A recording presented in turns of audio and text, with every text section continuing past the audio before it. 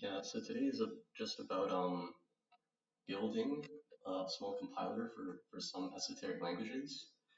So there's going to be a little bit about esoteric languages and then a little bit about how to build a compiler. And it should take less than 1 hour. So it's going to be like a seminar portion and then we build a compiler. I don't know there's animation. Wow, it's pretty cool. Okay, so it's a little bit of what Esolangs are, a little bit about what compilers are, um, and how to build a full compiler. Oh, hello. And in the second half, we're going to try to open up our IDE and build a small compiler as well. So there's a few announcements. They're not too important. Like one of them is if you want to play Advent of Code, we're gonna have a small group for that. If you want to join. And then there's also a compiler course that's happening in winter. If any of you guys are interested, it's CSEC 71. It's for building your own compiler. It's taught by Albert. Yeah, it's taught by Albert. So yeah, so we'll talk about esoteric languages. Um, Esoteric languages are pretty much languages that are they're fun to write. They're different to write, and they're technically Turing complete. A lot of the times people will try to use their esoteric languages to make programs like Hello World, FizzBuzz, uh, Linux Cat, stuff like that. So they're Turing complete, which means that you can write a Turing machine with it. So if you have your language, you can write a Turing machine with it, and that's what it means to be Turing complete. You can pretty much do anything if your language is Turing complete. You can also implement something like brainfuck, which is also Turing complete. So if you implement anything that is Turing complete, you are also Turing complete. So one of these languages is brainfuck. This is one where you have a giant memory tape and you have a pointer and you have only 8 operations. And the 8 operations will either increase the thing at the pointer or decrease, or it goes to the next thing if the current pointer is 0, and only 8 instructions, so you can do anything with the 8 instructions. So this is Hello World in brainfuck. I'm not too sure what's happening here, but every time you see a dot, that is when you start printing, I think, or I'm pretty sure it's a dot. Yeah, every time it's a dot. So it is incrementing for each, and then it's jumping, and then it's printing at some point later down the line, but it's kind of hard to read. There's a newer language called Piet. This is one where you are essentially drawing in your program, so it depends on the light and also the hue. So this is an example of Hello World. You can just draw it out. One of the cool things about Piet is that you can run it and the orientation doesn't matter. So if you flip the program around, it would be the same thing. You just have to add a little extra part of the program to change orientation to the start point again, but you can reorient it. And it's inspired by like a real life painting that was knocked down sideways. That was also kind of cool. So there's an npm interpreter that you can download somewhere online, and you give it an image and it outputs height. So there's also this one called the Funge. This one's kind of cool because it's a 2D programming language. So essentially you have this 2D space and you start at the top left and your car, so you just continue on with the arrows will guide you. Every time you see a symbol, you pop it onto the stack. So you pop O, push, O, push L, L, E, H, and then this sort of comma here pops it and outputs it. So it outputs H, E, L, L, O. This one 4, 8 here, it multiplies it and pushes it onto the stack, so you get 32, which is the ASCII for the space character. So then you print out space. And it's kind of fun like this. You can make a 2D program pretty much. There's also Esolangs that are meant to not be human readable at all. So one of these is Malbolge, and it's very crazy. There's like an operator called the crazy operator, which garbles things, and like when you run it, the program changes as well. The source code changes, so it's really messy. The first whole world program was written using a genetic algorithm, so they actually had to find it for machine learning. And yeah, it wasn't even a full hello world. It was like some part was like not even the correct case. So this is called a Turing target. It's pretty hard to write. There's also golfing. So golf language is just a language that makes writing code in as little lines as possible. So like here's a language called Golf. You can write a program, hello world, just hello world, and it outputs it by default. You can also write Linux cat, which this would just read from the current file pretty much. And they're pretty small programs. Brainfuck is also a golf language. And a lot of times people write quines. A quine is just a program to output its own source code. This is a quine in Python, this is a quine in C++. In a golfing language, you can write a quine. Usually they have like a shorthand to write a quine as well. Okay, so we'll go on to the second part, which is building an interpreter and compiler. So this part, you know what, it's kind of theory heavy, but maybe I won't go into it too much. Um, the main idea is, I mean, you guys probably know this, is that a compiler compiles down to a different file, and an interpreter actually runs the file. So compilers compile one file into another, and then interpreters would run that file and execute it. So, like, usually they're software, but sometimes they can be like, you can like hand compile things, or you could like get an LLM to compile. Um, so there are different types. The one that we mostly make is an AOT compiler, which is you have your original code and then you compile it before you execute. So you compile the code, you get the executable, and then you don't do any more compilations after that. Then you have a JIT compiler, which is a compiler that runs while you're running the code. So while you're running the code, portions of the code will be compiled, and then that makes your execution faster. And you also have a transpiler, which is compiling one high-level language to a different one. And then for interpreters, you have a bytecode VM, which is, we're going to try to make one of these later today for bytecode VM.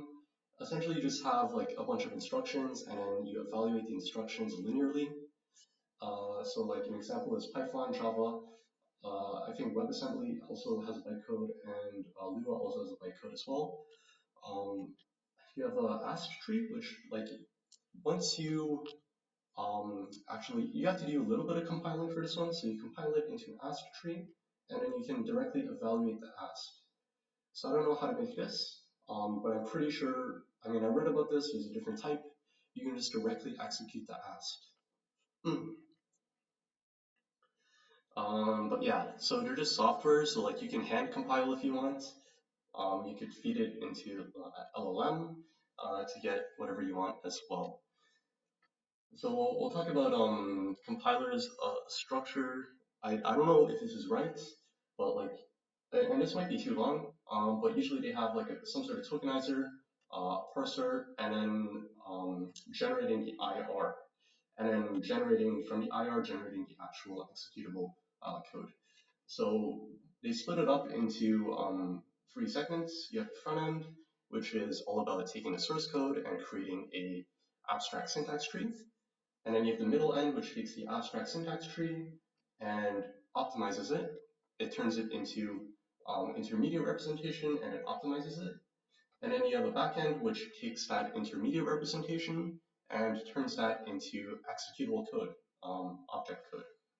So you know what? We'll go over like each of these, but I think we'll cover tokenizing, parsing, code gen, and then we can talk about analysis maybe. So source code obviously is the original source code. We want to convert it into object code. So what we do is we get a tokenizer, and the tokenizer is essentially looking at the source code. So every single line of the source code, every single thing here, and it will convert it into tokens. So tokens represent specific things, like you split your source code up, and then for every word that you split it up, you want to assign it a meaning. So either this word is a keyword, this word is a variable, this word is a reserved um, keyword, it's a numeric number, it's a plus. Um, Essentially, just give it some meaning. So here's an example. If you want to take the source code int x equals to 2, you want to convert it into a list of tokens. So you have the keyword integer, it's a keyword. You have a variable identifier, which is x, if for equal, and then you have a numeric literal, and also semicolon. So you just turn it into a list of tokens. And we can do this with enums. I think you can do it with enum and also classes if you want. So usually what we do is we define these tokens with context-free grammar. So you can use BNF, which is a common version of context-free grammar. Uh, Essentially, you have a non-terminal equals a definition, and then your definition is whatever is at the back here. So for example, for a digit, which is 0 to 9, you have your original non-terminal definition, and then you have your definitions here. So here's an example of a grammar for Python. We want to be able to capture every one of these things here, and you can see they're all highlighted a little bit differently. We want to create a grammar for this. So what we can do is we can define what we really want, which is a keyword. And a keyword is probably the easiest to define because here's like a set amount. So just hard code it, like from is a keyword, import is a keyword, if is a keyword. So all of these just hard coded here. A string is one or more alphabetical characters. So you could say it's an alphabetical character followed by a string or one of these.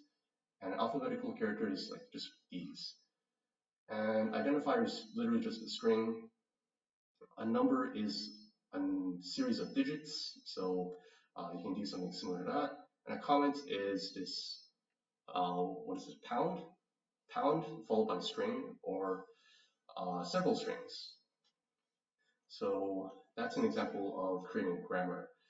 Now, grammars are useful in, well, first they're useful in actually tokenizing, but they're also useful because they can help you build expressions. And expressions are essentially classes that represent relationships between tokens. So for this, I have all these tokens, but what does it really mean? Well, what I'm doing here is actually I'm assigning the variable x to an integer value of 2. So in my code, I'm going to create like a class called assignment class or something like that, that would be able to contain all of these things. And it's like a class or a struct that has these values. And this is useful later on because we want to create different sort of code gen or eval methods for each one of these when it actually gets spit out into the object code. So we need to create specific methods for each of these things. So parsing is the step that turns tokens into expressions. And that's pretty straightforward. Example expressions are like variable assignment or like numeric literal or function call, addition, multiplication, stuff like that. So yeah, here's an example of that. The end goal of parsing is to create an ASK tree, which is essentially a bunch of expressions in a tree-like structure. So for your entire program, you have a tree of expressions. So the assignment expression, it takes on an identifier and a binary, and you can like look at it all the way down, pretty much. So this is the ASK tree of this program down here. There's a lot of parsing algorithms. You know what? We might as well just skip it, or like, yeah, we might as well skip it because this one will take a little bit of time. There's like 10 billion parsing algorithms, so it's not really, well, yeah, it's not really worth talking about. But it's like, it's very hard to parse things because it depends on your grammar. So like sometimes there's like an issue with a few parsing algorithms. Recursive descent parsing doesn't work out well if your language is not left oriented or something like that. There's a lot of constraints with every single parsing algorithm. And you know what? It's probably one of the more difficult parts of making a compiler is doing the parsing. But yeah, so we'll skip this for now, and we'll go into checking. What you need to know is parsing creates an AST tree, but this AST tree is not always correct. So an example of this is if we have this AST tree which has a variable that's an integer, but we parse it to have a numeric literal value, a float value essentially.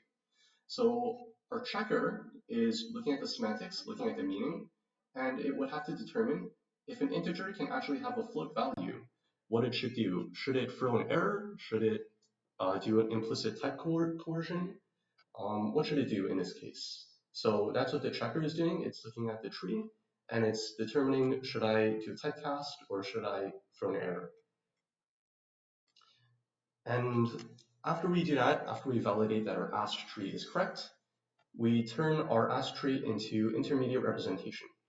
So intermediate representation is like a sort of language that is between your source code and your object code. And it's meant to be machine independent. So you can target like x86 or ARM or different type of CPUs. It's also language independent, so any language can compile to an intermediate representation. It's meant to essentially allow for anything in existence. And it is designed to be very limited and remove syntactic sugar. It essentially is very restricted. So like a few examples of intermediate representations is LLVM and MOIR, which is a superset of LLVM. So MOIR is probably used by more people. And then you also have QBE. QBE is one of the ones that is used a lot in Esolangs.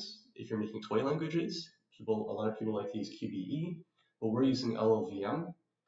Free address code is another one that was kind of popular because there was this book called the Dragon Book that proposed that you can use free address code, and a lot of people used free address code because of the Dragon Book. And then Gimple is for GCC. So cogen is the process of turning your AST into the intermediate representation code.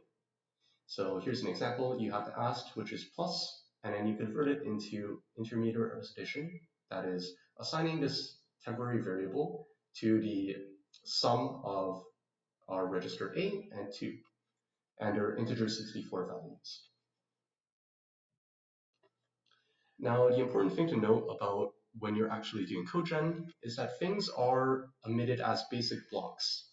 And the idea behind a basic block is that there's only one entry and one exit. So everything that you emit during this stage, during this cogen stage, is a basic block.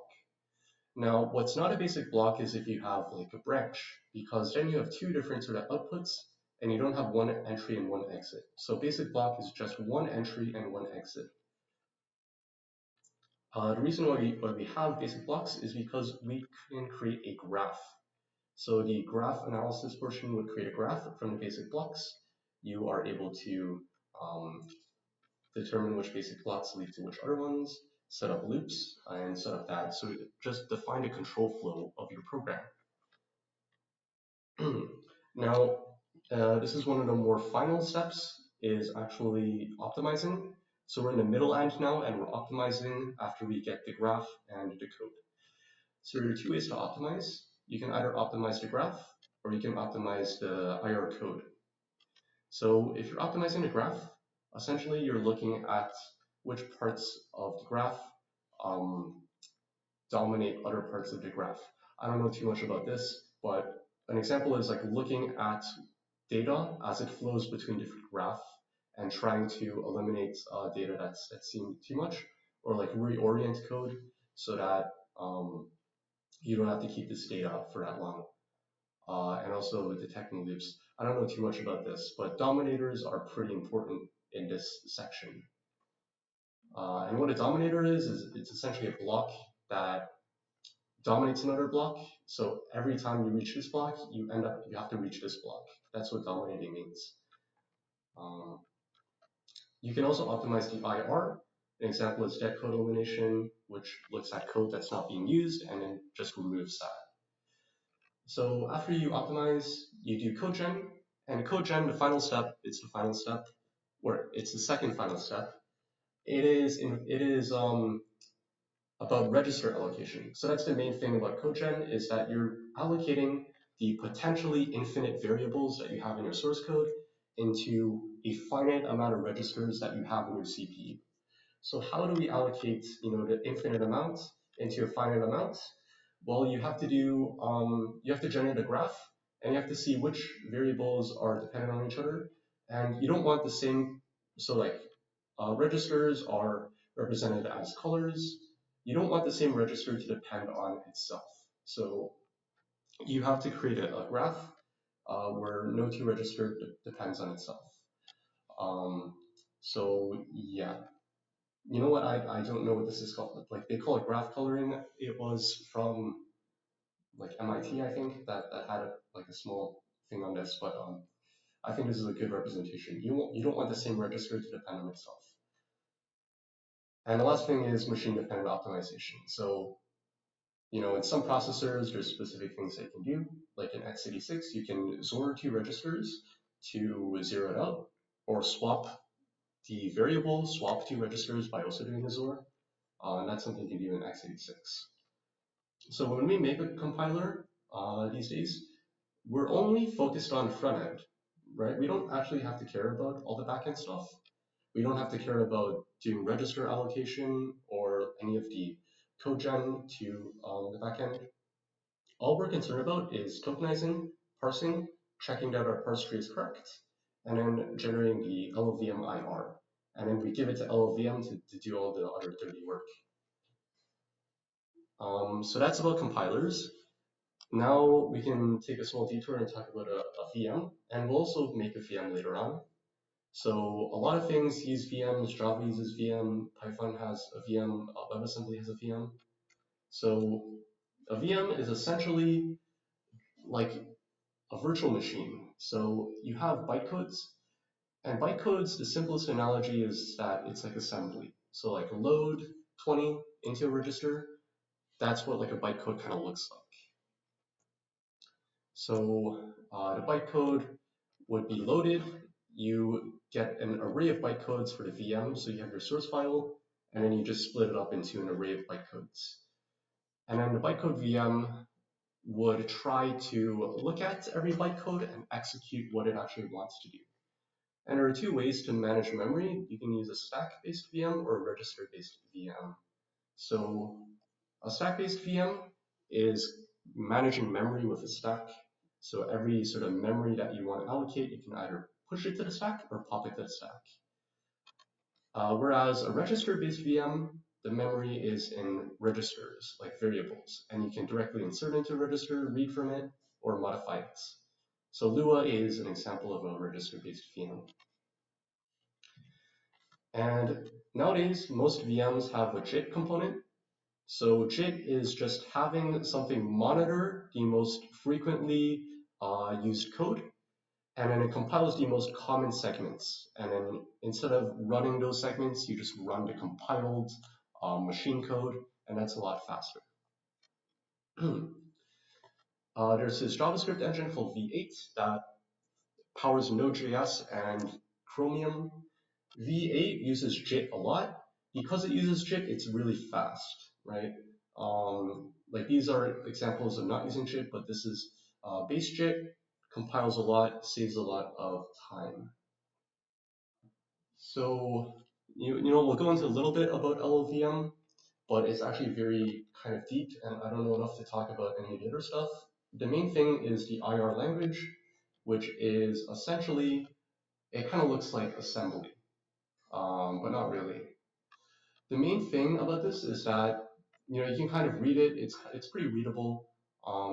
We can even like say what this is. So what we're doing is we're defining a function for dividing. We take an argument n and an argument d, and then we check if the d is equal to 0. If it is 0, then we return -1. If it's not 0, then we return the division, the unsigned division between n and d. So this is the intermediate representation. The main thing about this intermediate representation is that it's good for optimization. And the reason why it's good at optimization is because it uses this constraint called single static assignment. So single static assignment is the rule that every register is assigned only once, and every register is defined before its use. And a register, in this case, is actually a variable. They use the term register, but it's actually just a variable. So here's an example. You have y equals 1, y equals 2. Instead of this, you have to declare a new variable called y1, which is equal to 1, and a new variable called y2, which is equal to 2. And then, because everything is essentially a constant, things can only be assigned once, so everything is essentially a constant. The reason why this is good is because you can look at dead code. So if you have some sort of register or variable that's not being used anywhere else, you can remove it. You can just remove it. And there's a lot more optimizations that you can do, but dead code is very simple because you can just look at if a register is not being used, well, it's never going to be used anywhere else because the variable is not going to change because it's constant. So you can just cross this line out. So that's a good example of SSA and why the constraint can allow for optimizations. Now, when you're making LLVM, you could either like directly spit out the LLVM IR, you could like directly emit it, or you could use the C++ API. And there's a few things that are important in the C++ API.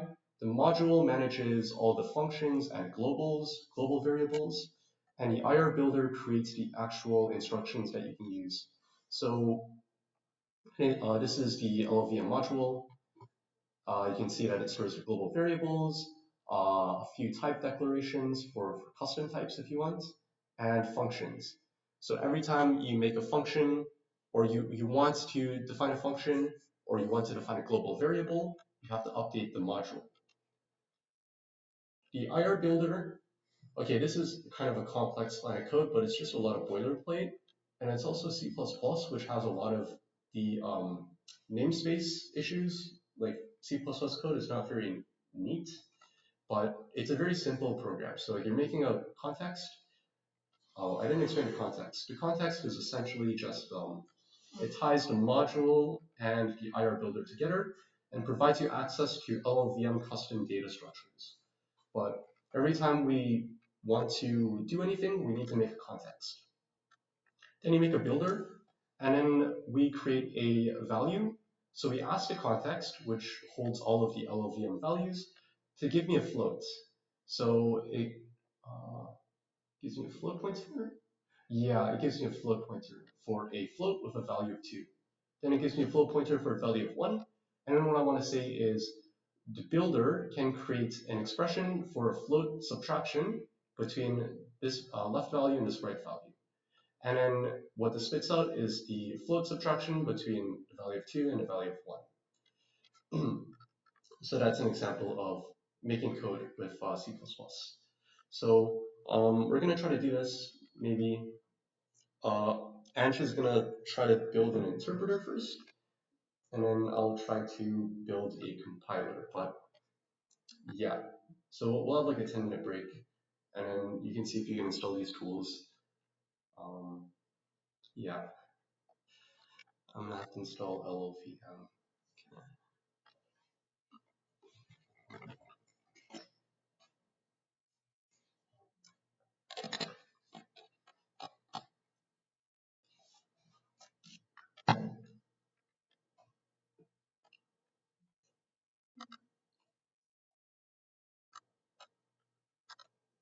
Okay, yeah, it's good. Okay, yeah, you can go on.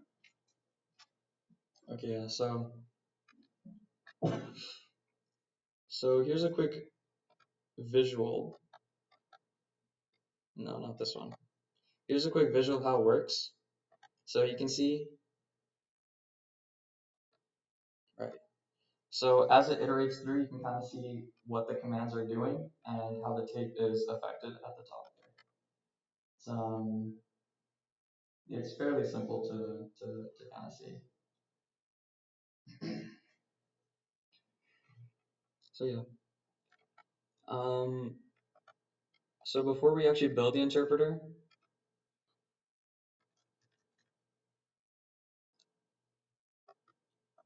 we can just quickly, or we can try to, okay, here. So let's just work with the language for a minute. So let's say we want to print the letter A. So the way we need to manipulate this tape and print the, okay, so we need to manipulate the tape to get the value 65 from the tape, and then we need to convert that into a character, which is done by the interpreter. So one way to do this is to just do the plus 65 times and then print it. So that would just be 65 pluses and a dot, and that would print the character A, which is 65. And that's a little bit inefficient. So what we're going to do instead is we're going to use a loop. So we're going to set the first, the character, or the value of the first tape, the first 0, we're going to set that to 13, and then we're gonna create a loop. So while the value at the first pointer location is not 0, we're going to increment the second tape value by 5. So each iteration will increase the second value by 5, and then we'll reach 65 and then print it.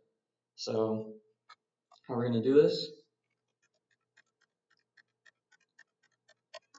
Increment the first value by 13, and we're going to create a loop. So for each iteration, we're just going to move to the right, increment by 5, come back, and then decrement by 1. So this way, we're just setting the value of the second position in the tape to 65 before we print it.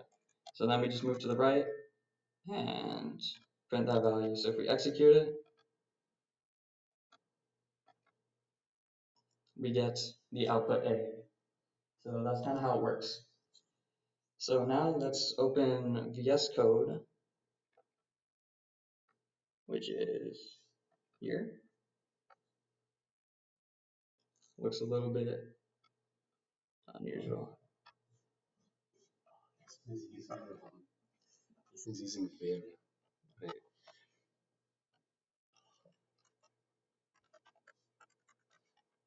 Okay. You can, Okay, that works. All right, so let's define our interpreter function. This is in Python, by the way. And do you have the Python library installed for VS Code? Oh, I do not. I always used a terminal. Okay. Oh yeah, maybe install it.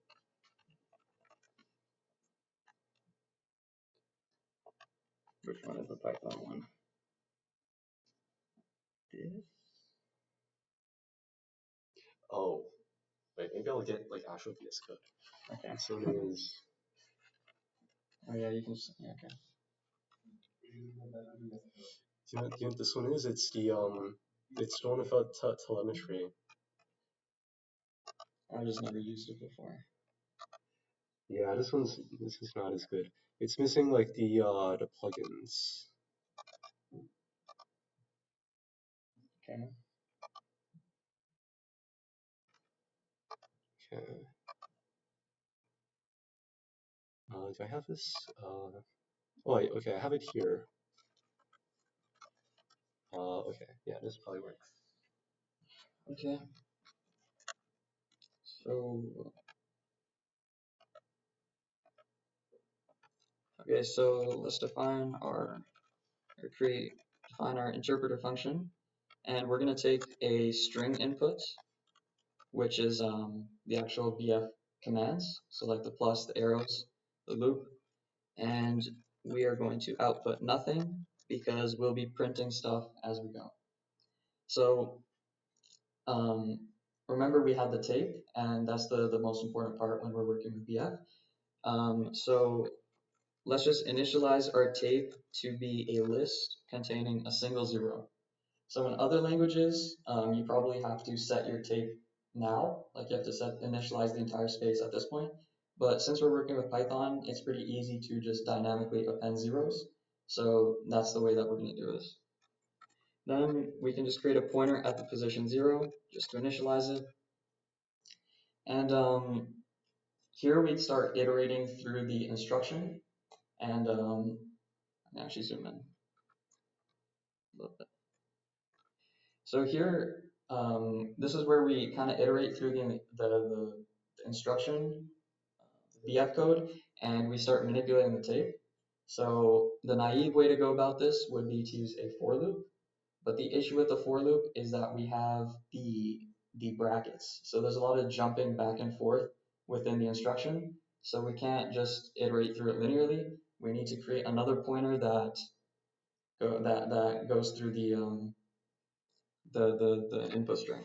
So we're just going to call that the IP for instructional pointer, and we're going to set that to 0. So let's just give a sample code here. So let's say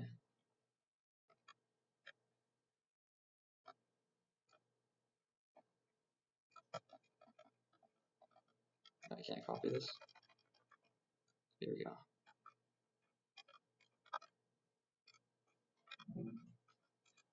So let's say, so when I'm talking about the code, the string input, just use that as an example, just for a visual.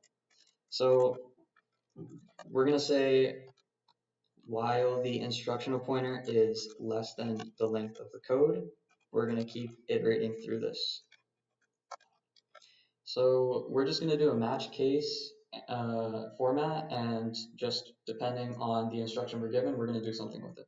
So we're going to match our code at the instructional pointer value to some cases. So for our first case, let's just handle the plus. So if you remember, we can go back to our definition here. The plus increments the memory cell at the pointer. So this is pretty simple. All we need to do to handle this is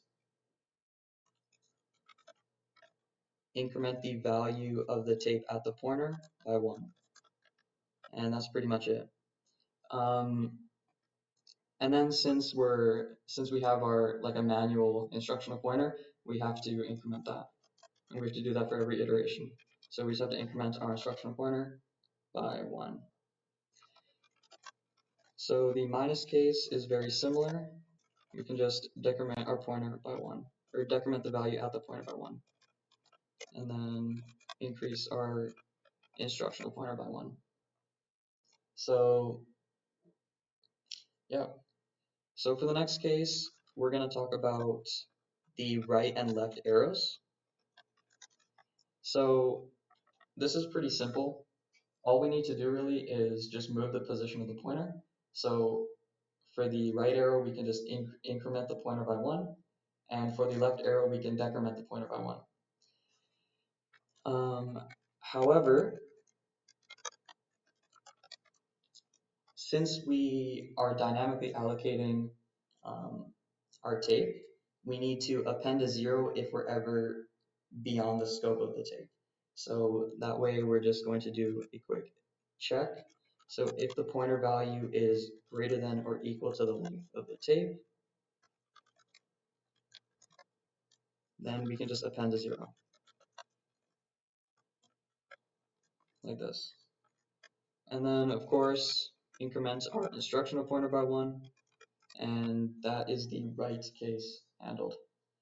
Next we have our left arrow. This one isn't so complicated. We can just decrement the pointer by 1 and then increase the instruction pointer. So here you can do an error check to see if it goes out of bounds of the tape, but we're just going to assume that the input code is valid. So it's just a valid BF code. So we're just going to assume it doesn't go out of the scope. Next case, we're going to do the input. So if you remember, our comma means we're inputting a character and we're storing it at the cell where the pointer's at. So for this, we're going to import sys,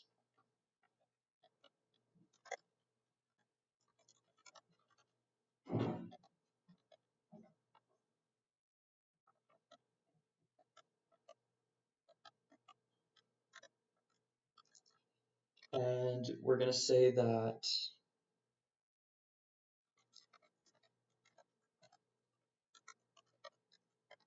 so on the tape at the position of pointer, we're going to assign that value to the single character that we get from the input. So in a language like C, you can do a getChar function, but in Python, the way we go about this is by importing sys, and then we say sys dot standard input dot read, and we're just reading one character. So the thing about this is that the input is going to be like a letter, like a character. It's going to be like A, B, but when we're inputting it to the tape, we need it to be an integer. So we just need to typecast this to an integer with the word function. And that's pretty much it. We can just increment our instruction pointer by 1, and then we can move on to the next case. So for the dot case, it's very similar. Instead of taking a character input, we're just outputting one character. So here, we're going to, well, first of all, you can't really just use a print statement because print in Python will also print a new line. So you can either do like a print with an end equals kind of thing, or you can use sys. So I'm just going to use sys because I just want to keep it consistent. So we're just going to say sys dot standard output dot write, and then we're going to write the tape. We're going to write the value of the tape at the pointer. Now, since we're outputting, we want to output a character. So all we need to do here is just typecast it to a character. Here. And then we can increment the pointer by 1, and then move on to the final 2 cases. All right, so the last case is our brackets. And this is how the looping is going to work. So there are multiple ways to go about this, but the way we're going to handle this, sorry?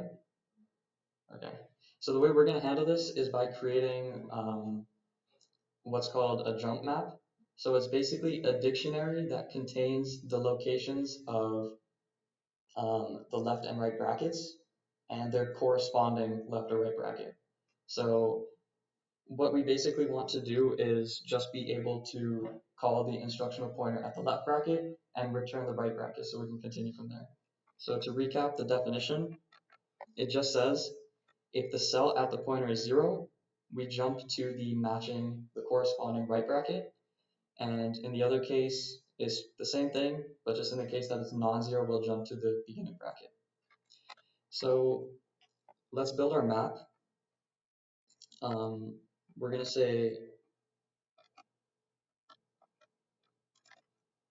say jump is equal to build jump map of the code, and now we just have to we have to build this helper function here. So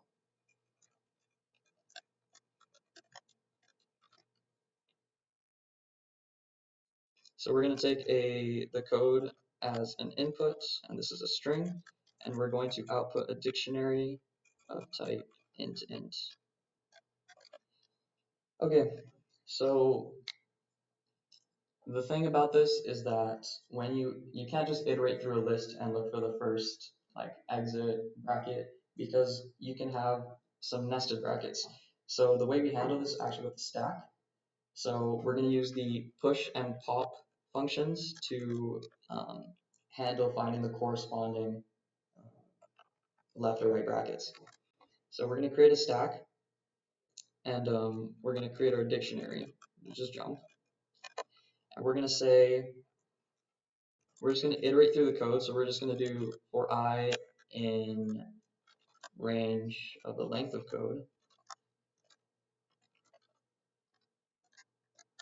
And we're going to say if the value of I is equal to a left bracket, we just want to append it to the stack. So we're just going to stack append the position of I. And then when we get to the right brackets, we're going to save those values by popping them off the stack.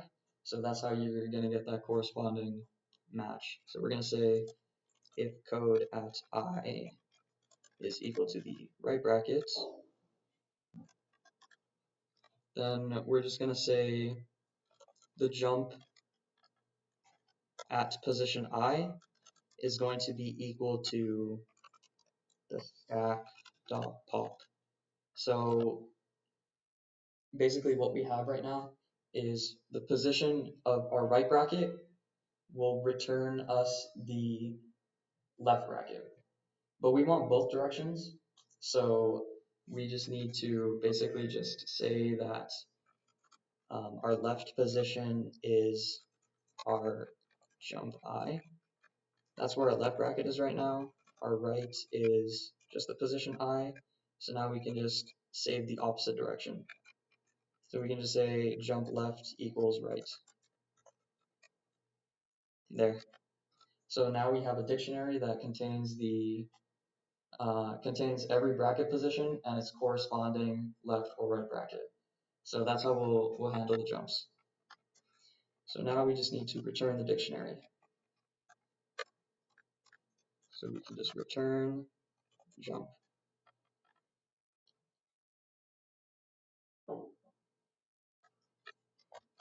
Okay.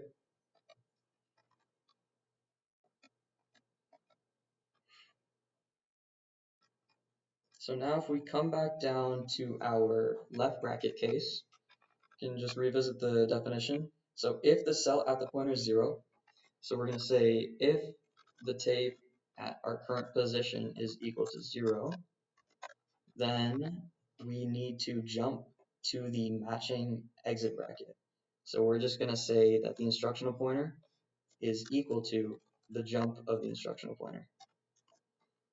So since we just mapped this out, it'll return us the right bracket.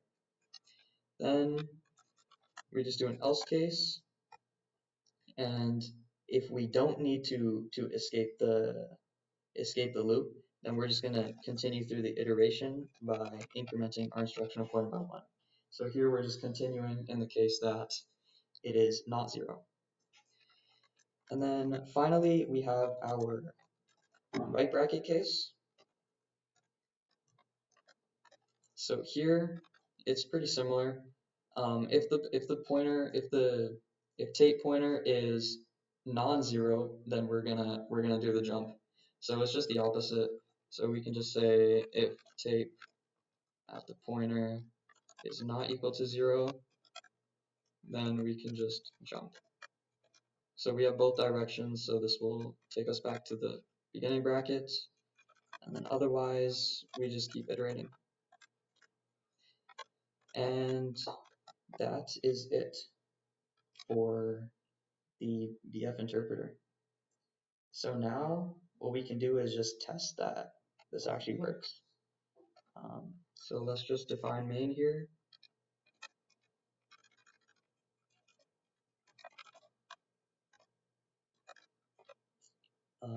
We're gonna say, let's put a sample string. So we know that this works for printing A. So we're gonna test this. Save this value.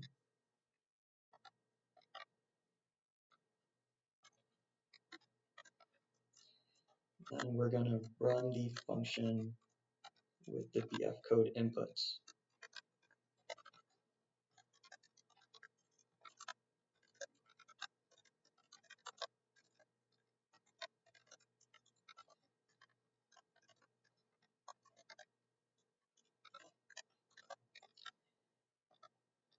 Okay, so let's see.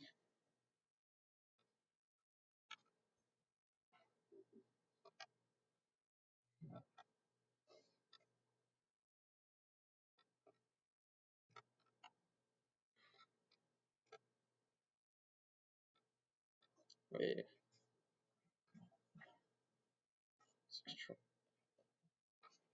How do I pull the terminal? I forgot. So Alt F2. Wait, maybe you can Control P. You wanna pull up the terminal? What are you talking about?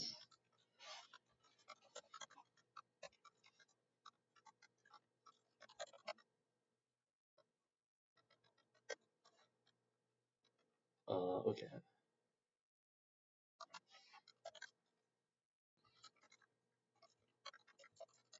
Oops.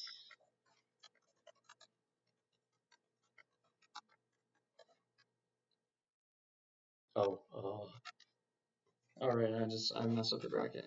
Yeah. Okay, I just mixed up. So it's a dictionary, so we have to use square brackets.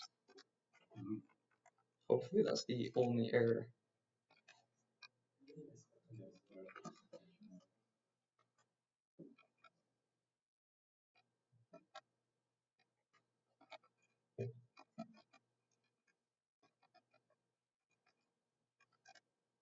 Yeah, there you go. So press A.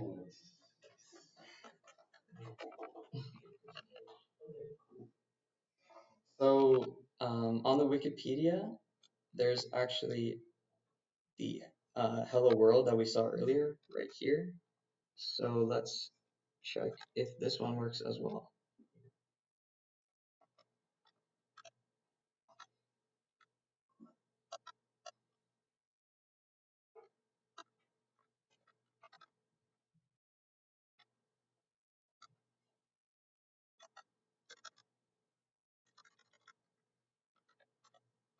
So here, this is the hello world of the Wikipedia. So if we run it, I'm gonna save it.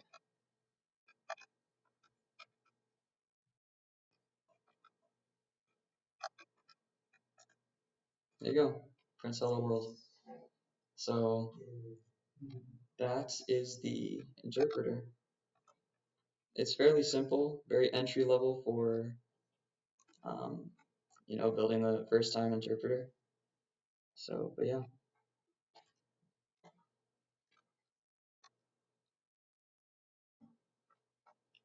Okay.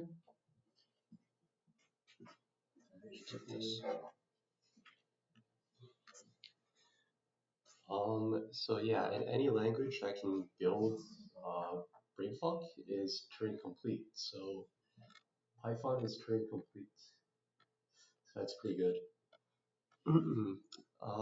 For the second part, we're going to build a compiler for C. So I'm going to have to switch my OS because I don't have LLVM on Windows, and I didn't find out how to install it on Windows. If you want,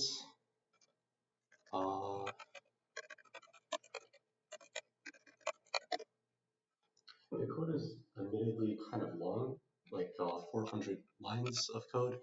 So I'm going to I'm gonna grab the link of the code and then I'm gonna switch my OS.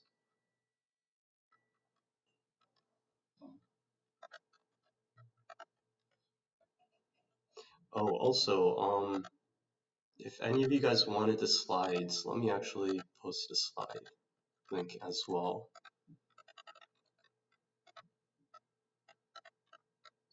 Yeah, let me post a slide link. Can it view?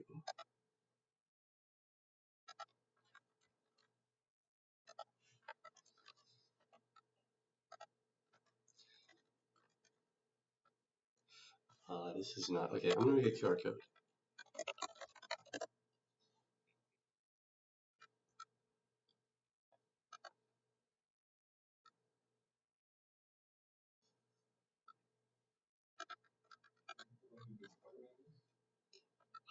Yeah, I could also do that. Yeah.